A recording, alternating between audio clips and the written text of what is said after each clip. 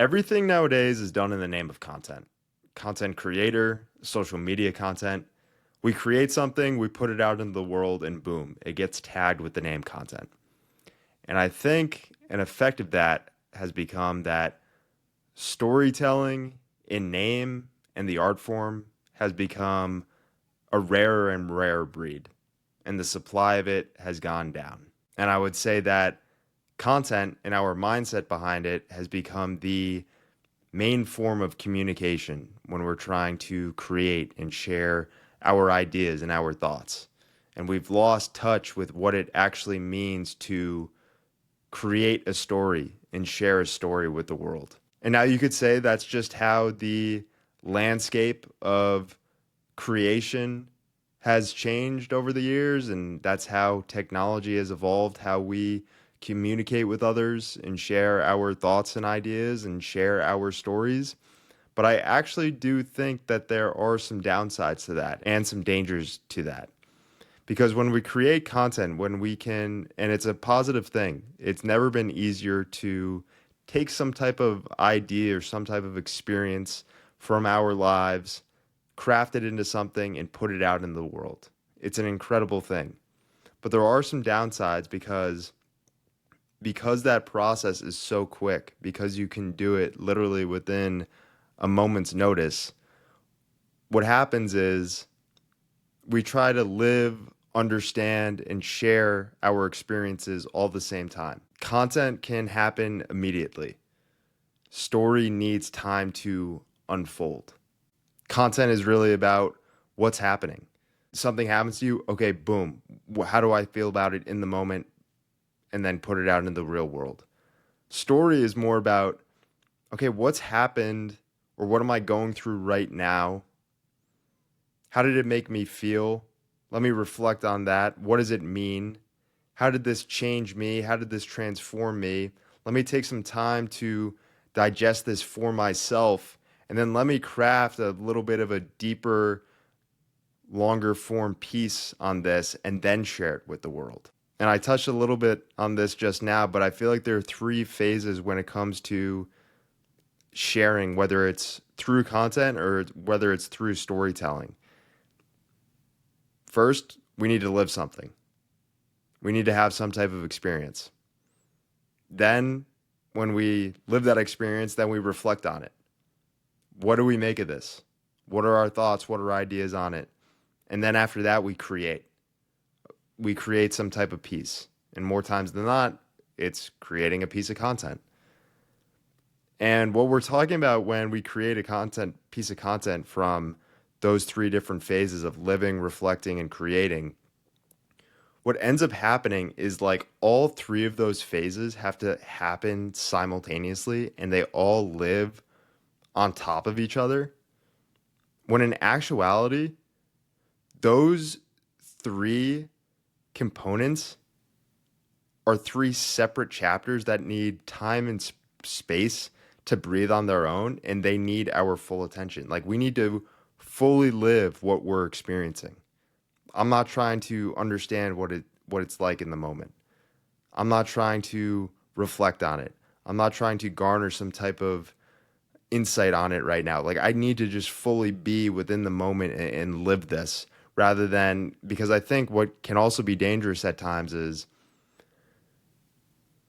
we can, especially when it comes to our problems or our struggles or our stresses that we're dealing with in real time, we can see those things as, oh, this would be good content. This would be good stuff to share right now. Of like, oh, like I'm really struggling right now. And we do it in the name of, being vulnerable or being real. And I do think that that can be true to a degree, but I also do think it can be dangerous at times where, like I'm saying, hey, like, just live this. Just be present for yourself rather than needing to expose this to the world. And I think a large reason for why we do this and why we're so quick to share is just the way that we've been wired nowadays when it comes to the feedback that you can get, the results that you can get, the praise, the immediacy, the validation in real time of going through some type of experience and sharing it in real time and then getting those likes or comments or views, and it feels good. but you're missing out on the deeper message or the deeper story that can be created after that. Or you're missing out on just like, I guess the way that I see it is like storytelling or good storytelling is actually about staying quiet or being quiet for a given amount of time where you're just focused on not telling anything. You're focused on living. You're focusing on experiencing and feeling in the moment. And then you know that you will ultimately get to a point where, okay, let me step back and actually craft what I want to share with the world on certain experiences. One of my favorite quotes is from Steve Jobs, and it's from the 2005 commencement speech that he gave at Stanford University, and it's a quote that he's become well known for. You can't connect the dots looking forward. You can only connect them looking backward. So you have to trust that the dots will somehow connect in your future. And it honestly feels like when it comes to content, we're asking ourselves to connect the dots in real time. We're asking ourselves to live and experience something and then reflect and understand the greater appreciation or the greater insight from it in real time. But that's not how this works. You can't connect and collect dots at the same time. Those are two completely separate processes. You have to collect dots, and then, as Steve Jobs is saying here, you need to live your life and then reflect back on how you can collect them. And the reason why that is also is because you need to collect future dots to then become informed on how the current dots that you have within your life right now unfold. And just to hash out what this truly means between collecting dots versus connecting dots and what the differentiation there. Collecting dots is simply just living, experiencing, gathering data points for yourself. And that can take an extended period of time. And then connecting the dots, understanding, perspective, meaning, crafting that story. I recently did this podcast interview with a group of kids from my college. They had me on and they were interviewing me and they were asking me questions about, my past experiences, which I'll get into a little here, whether it's, professionally with the podcast or just other life experiences that I have. And it was all about connecting the dots. And the way that I spoke on it, the way that I reflected on it, I wouldn't have been able to do that 2 or 3 years ago or 4 or 5 years ago. It would have been a much different conversation. And where this whole idea was really born for me about this differentiation between content versus storytelling and why storytelling feels like it's kind of like a lost art and we all just focus on this phrase and this medium of content creation really stemmed from my back pain issues that I dealt with a while ago and the subsequent podcast series that I created on it. And I was reflecting like if I created content in real time while I was going through all those things, all I would be able to create or all the insights that I'd be sharing were just like, man, I'm in a lot of pain. I'm in a lot of pain. I just continue to be in pain. This sucks. I don't know how long this is going to go on for. This is really, really tough. And then ultimately being able to get to one day and being like, oh, I finally found what's helping me. But it would just stay so, focused in on the moment. I would only be able to, I'd be so consumed by the experience while I was living it. And going back to what I was saying earlier, I'd be living, reflecting, and trying to share all simultaneously. And you need to have space between all three of those things. So when I was going through my back problems, it was just like, man, I just need to live this. Like I'm just like deep into this.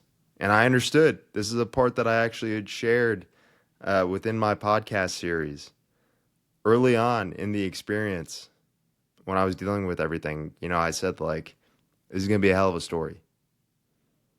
Didn't mean I was like sharing anything in real time. And I understood it was like, you're going to get to a day where you're going to share this entire experience. I don't know when that day will be, but there's a story unfolding here. While I was going through it, when I started getting better, That was March, April of 2021. I didn't share my podcast miniseries on my chronic back problems until January of 2024. I needed that time to be able to digest this and understand this for myself and reflect and see, how things unfolded for me and see the transformation and the evolution that I went through as a person, and then being able to share that. And what I learned most from that, I was giving people hope. The story gave people hope. If I was sharing in real time, it would have simply just been like, yeah, I'm dealing with that too. I feel your pain because I'm feeling that as well. So people would have been able to relate to me, but that's simply all that would have come from that.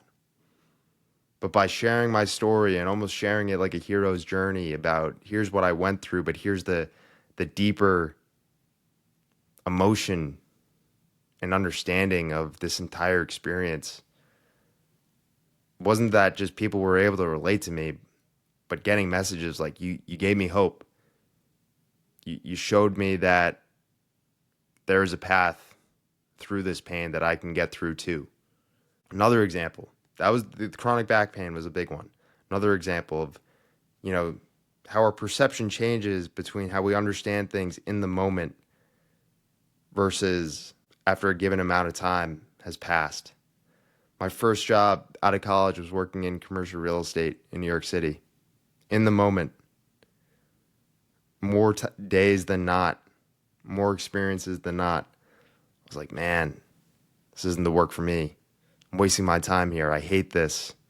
Dreaded a lot of days. It's like, man, like you're just feels like you're staying stagnant here. You're wasting your time here. I did actually end up quitting that job after a couple years. Felt like enough time had passed where I was like, all right, like it's time. But the way that I reflected back on that job, and pretty quickly on reflecting like back on that job, like once I got my second job, like the way that I was able to reflect back, I was like, man, that was the perfect job that I needed.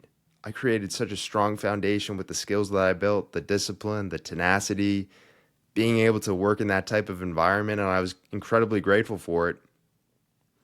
And that is deep within the fabric of how I work, and is so many skills that I built there have helped me in so many different ways, especially when it comes to podcasting as well. And it just shows how we share in the moment, what we think in the moment. It's going to be far different than how we think or share when we actually allow ourselves to just simply live those things and then reflect back and talk in them. Another incredible example that I can give to build off of those two and give it a little bit of a different nuance. So about this time, a little over a year ago, I got laid off from a job. And it's pretty funny, like the way that I describe it is it was a blessing not in disguise. Like pretty early on, almost like in the moment, I was like, you know what? I think this is a good thing that's happened here. I've become like a little complacent, become a little comfortable. I had known that, hey, this isn't a long-term or a, place to be here. This isn't like a growth phase. This is kind of just I'm just kind of here phase.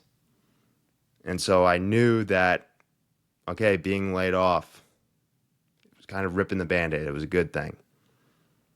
But with that being said, it did leave me for a couple months when I was in an in-between phase. It did leave me kind of in a funk. Didn't feel good. Was in a weird routine that I didn't like. And so those dots, going back to, collecting dots versus connecting dots, those dots in the moment was like, I don't like this. I don't like these dots in my life right now. But with that being said, again, I had data and evidence in the past now with commercial real estate, that job, but even more importantly, my entire chronic back experience. I knew that the way that I saw those dots in the moment would change the way that I saw them in the future when I was reflecting back. And that especially comes from my chronic back pain. Why I'm saying that is because, like, in the moment for those 7 months, it's like, man, this sucks. These are the worst days of my entire life. But in the long term, and reflecting back and seeing how things have unfolded for me, I'm like, man, those are the most beautiful, transformative months of my entire life, and nothing comes close. And so the type of energy that I've been able to carry with me, especially in these months that I'm telling you when I got laid off, I was like, how can I keep a bad perception of things if I know how things can alchemize and shift as time goes on? And it's a beautiful thing that you can carry with you throughout your life. Tying this back more closely into this relationship between stories and content, because you could probably ask me, like, okay, well, why do you think stories are so important? Or, why do we need this? It's because stories create change. Content, to a large degree, I think content can, spark some change within you, maybe in the moment. But I don't know if content can really stick with you for an extended period of time, or I don't think it can create sort of that long-term shift or change within you to actually create some type of movement within your life. Content, what do we say? Short form content. So it feels like a short form change or a short form spark within you. Story, though. Story, I think, really has the potential to create change within you. And the reason why that is because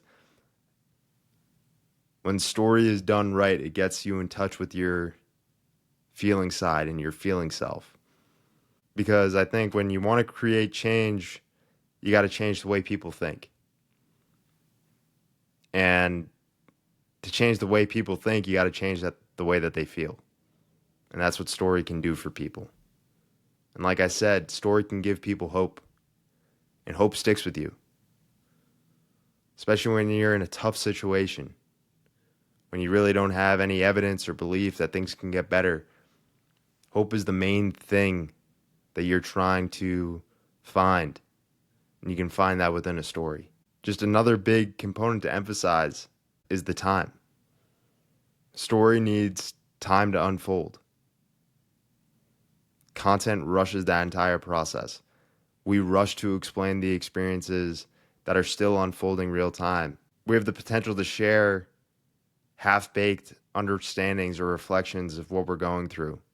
And what we lose out is on that deeper understanding of the story behind what you're going through. What I've always said is we all have a story that lives within us that the world can benefit from hearing. But you got to allow the living to happen first. You got to allow the living for yourself. You got to allow that story to live within you first. You got to understand that story for yourself before you can share it with the real world. Now, I'm not saying that you can't share content. Content's a powerful form of communication. It can definitely be a life-changing thing when you can create content that really helps people or inspires people. But maybe not everything needs to be content immediately. Maybe some of your experiences deserve more time to just stay within you. Maybe life needs room to breathe on certain things. We all have a story that's unfolding right in front of our eyes. And let yourself live it before you tell anyone about it.